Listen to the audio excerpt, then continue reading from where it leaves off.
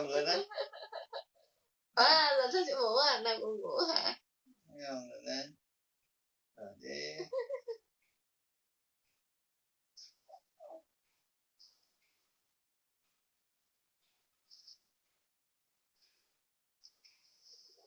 Ra đây mẹ gọi con mèo à.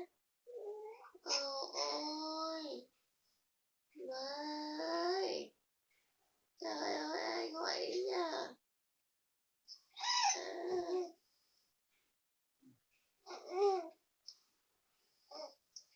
Có biết tiếng.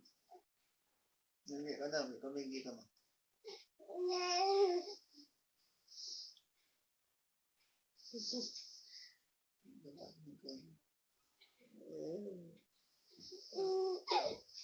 Rồi. Ở đâu ta? Ở đâu nhỉ?